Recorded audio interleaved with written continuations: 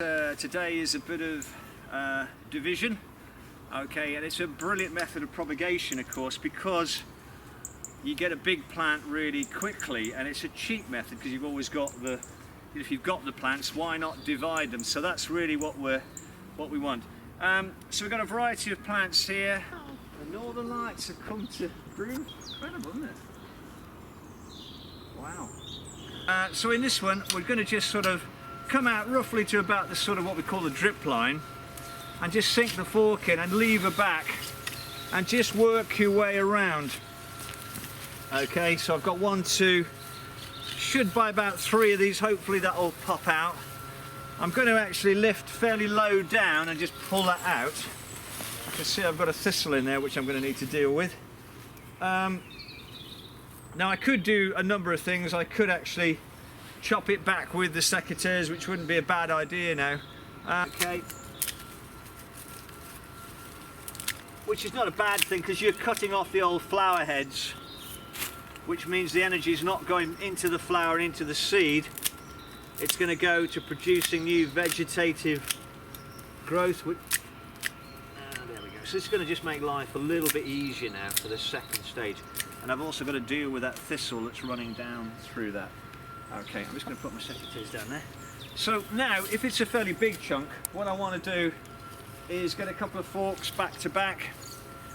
Okay, so we're going to push the fork in, and I need to be aware of that thistle, that I need to get fairly close to that so I can pull that out from the side. So I'm going to just push that one in, slight angle, okay, and then the other one through, just through it, at a slight angle.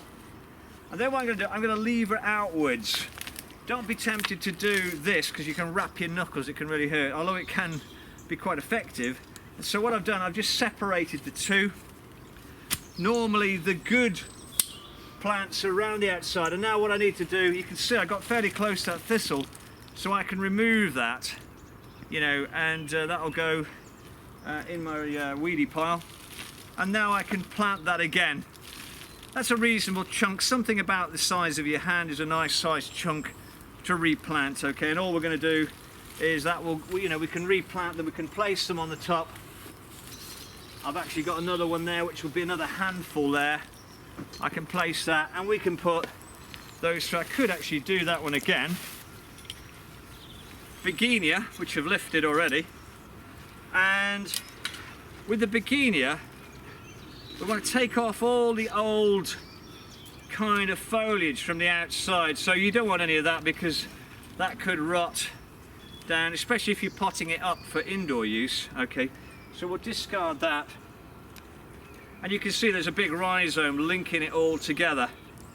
It's just to chop it up with about that much, so I've got a decent amount of rhizome, a bit of root, and then I can discard any old foliage. Obviously the flower, I don't want the flower because we want it to put all its energy into the growth. Have a look, is there any more old foliage?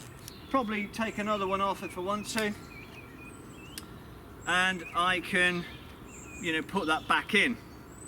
Okay, if I want to take another leaf off, I can do. Then the new leaves will shoot, so I can just really divide that up, plant it back up to there, and that would be fine. There is another technique they do use with this kind of plant, and what you can do, just looking for a suitable piece to show you on actually, I might show you on that piece there. No, it's not so good. Can't really show, I'm just trying to find a nice little, we'll do it on there, we'll do it on there. What some people do, I'm going to take that one off, that's still got a bit of root on it. But what we're going to do, that one's still got a bit of root, so I'm going to keep that. But what I'm going to do is, with this plant, as long as you've got some root, you can do a thing called dicing. And so I'm just trying to find see if I've got my knife with me. My knife, yes I have. So, and what they sometimes do with this, if you end up with like a little bit of a chunk and you think what shall I do with it, is they do a little notch into the top like that, and a little notch the other way, and they plant that, and you should hopefully get some shoots from that. So that's dicing. Don't see that being done that often. So that would be the You could put it in the ground, or you could pot it and let it, you know, whichever you want to do, but at least with those little bits you can do something with them. You've got a bit of root, you've got plenty of rhizomes, plenty of food, and it will send up some adventitious shoots from those points. So we'd end up with like that one, obviously. Take the old leaves off, and you know, we've got a pile of plants off that one. Let's have a look at another one. So another one I want you to do is a grass. It just happens we've got a grass over here, and what you can do with your grass is see if there's a natural kind of, is there a natural sort of bit like a parting in your hair really, and so what I'm looking for, that I can see there's sort of one at the back there, a little clump at the back, and I'm going to thinking, well, we could probably, is that going to part there, something like that. There's definitely one at the back I can see, which is quite a decent.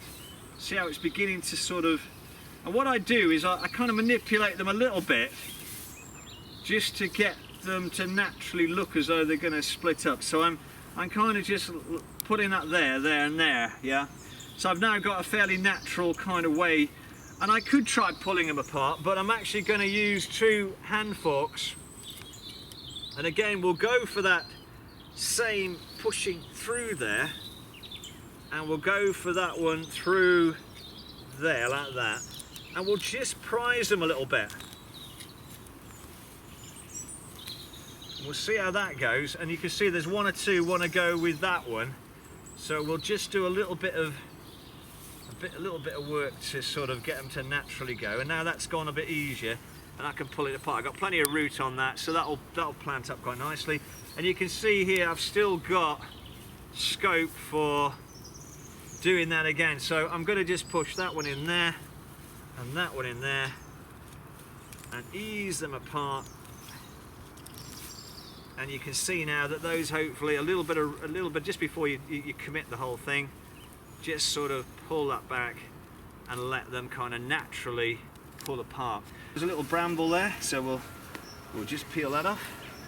And you can see, if you look at this hosta, you can see clearly there's the eye, if you like, or the bud, where all the shoots comes out of.